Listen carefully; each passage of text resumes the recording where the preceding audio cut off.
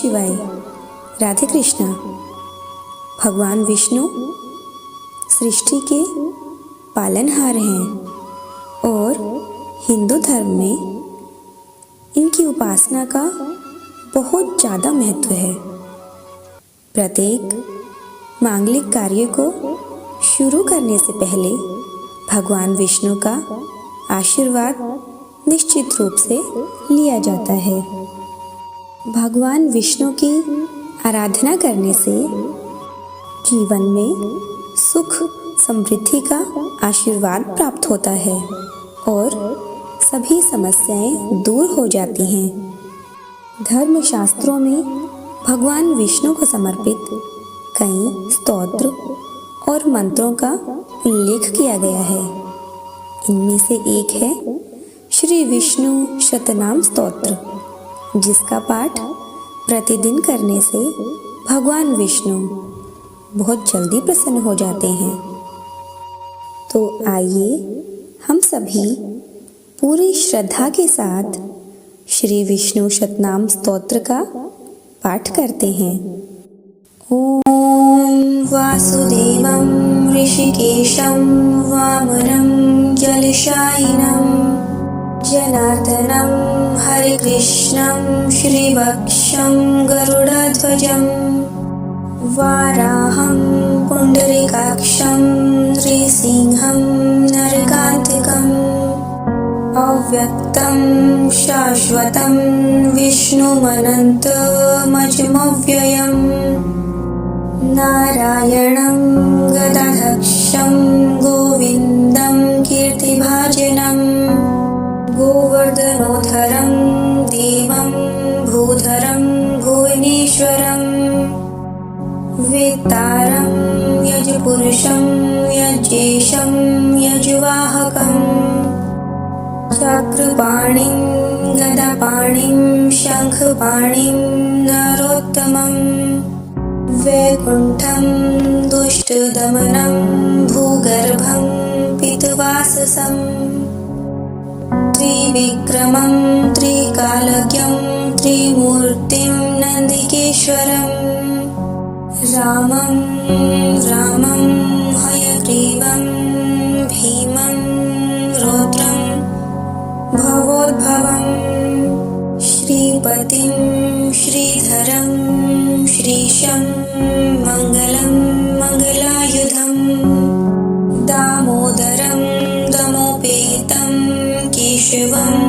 केशिसूदनं वरेण्यं वरदं विष्णुमानन्दं वसुदेवजं हिरण्यरेतसं दीप्तं पुराणं पुरुषोत्तमं सकलं निष्कलं शुद्धं निर्गुणं गुणशाश्वतं हिरण्यतनुसङ्काशं सूर्यायुधसमप्रभं मेघश्यामं चतुर्बाहुं कुशलं कमलेक्षणं ज्योतिरूपं रूपं च स्वरूपं रूपसंस्थितं सर्वज्ञं सर्वरूपस्थं सर्वेशं सर्वतोमुखं ज्ञानं कूटस्थमचलं ज्ञानदं परमं प्रभुं योगीशं योगनिष्णातं योगिनं योगरूपिणम् ईश्वरं सर्वभूतानां वन्दे भूतमयं प्रभुम् इति नामशतं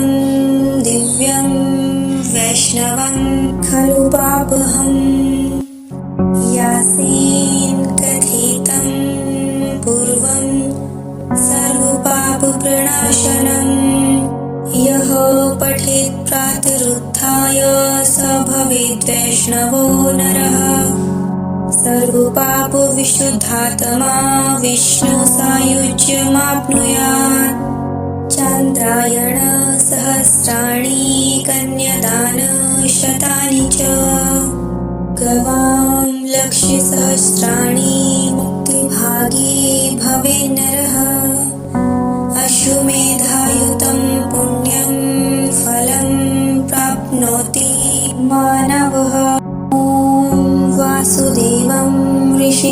ऋषिकेशं वामनं जलशायिनं जनार्दनं हरिकृष्णं श्रीवक्षं गरुडध्वजं वाराहं पुण्डरीकाक्षं नृसिंहं नरकान्तिकम् अव्यक्तं शाश्वतं विष्णुमनन्तमजमव्ययम्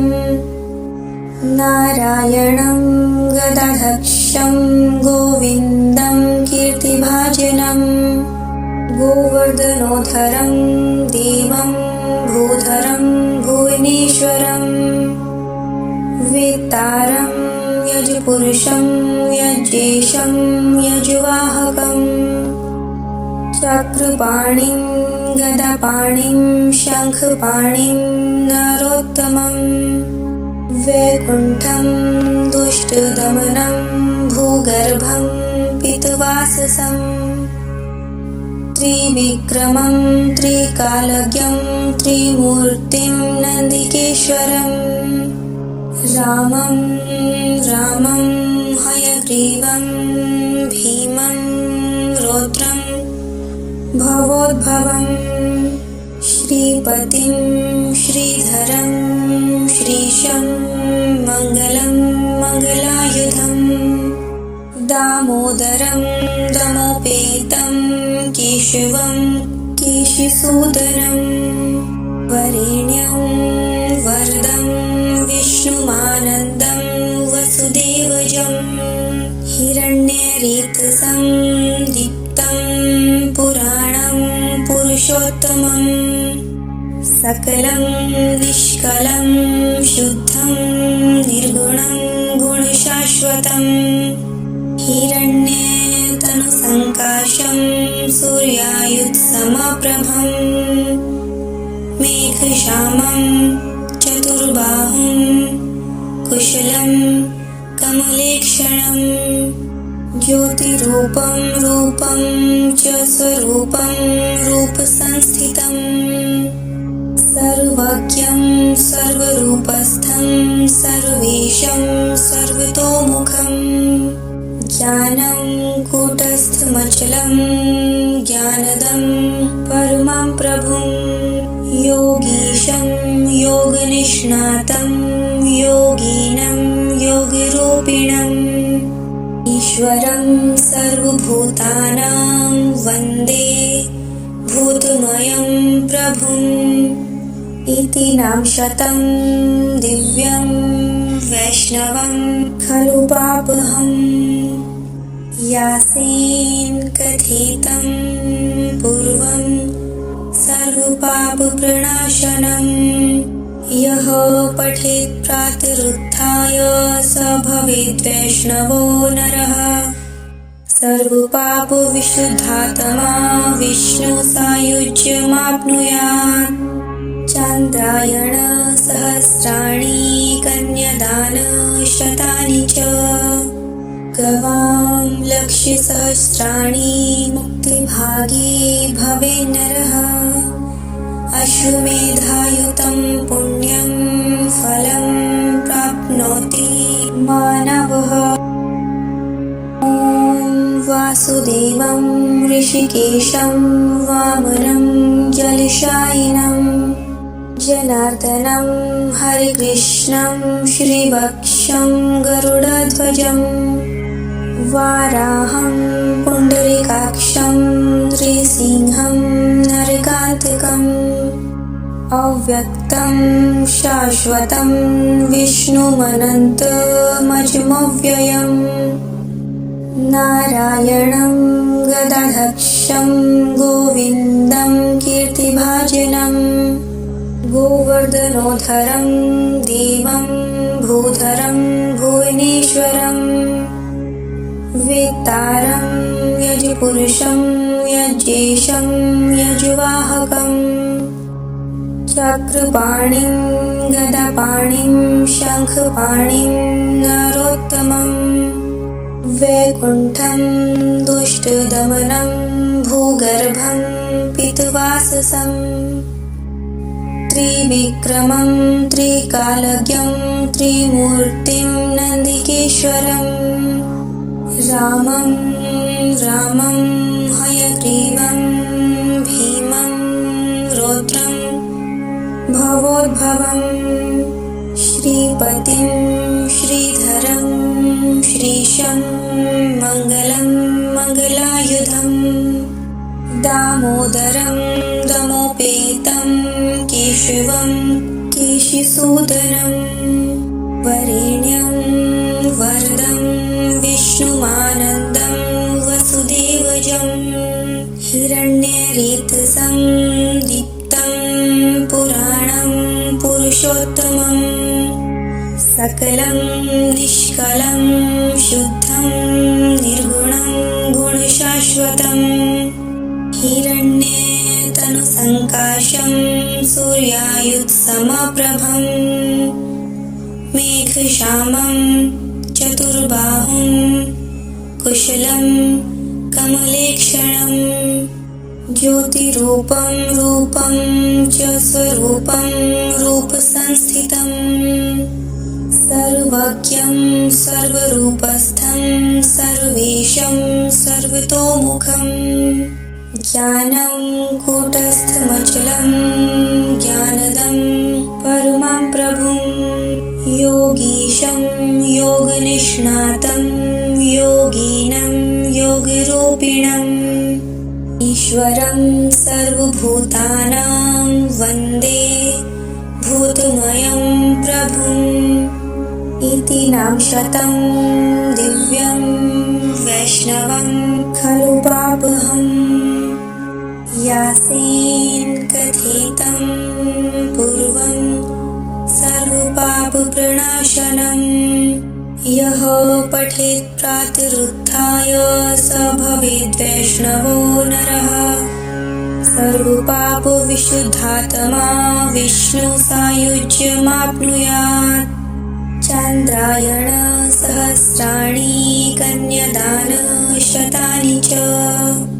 गवां लक्षसहस्राणि मुक्तिभागी भवेन्नरः अश्वमेधायुतं पुण्यं फलं प्राप्नोति मानवः वासुदेवं ऋषिकेशं वामनं जलशायिनं जनार्दनं हरिकृष्णं श्रीवक्षं गरुडध्वजं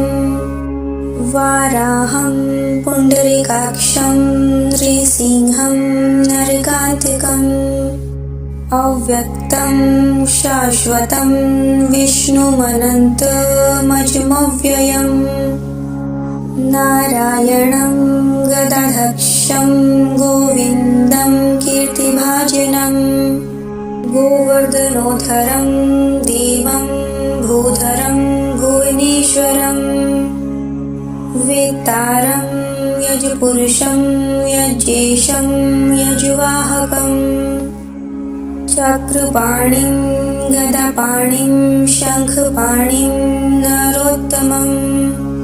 वैकुण्ठं दुष्टदमनं भूगर्भं पितवाससं त्रिविक्रमं त्रिकालज्ञं त्रिमूर्तिं नन्दिकेश्वरं रामं रामं हयग्रीवं भीमं रौद्रं भवोद्भवं श्रीपतिं श्रीधरं श्रीशं मङ्गलं मङ्गलायुधं दामोदरं दमोपेतं केशवं केशिसूदनं वरेण्यं वरदं विष्णुमानन्दं वसुदेवजं हिरण्यरेतसं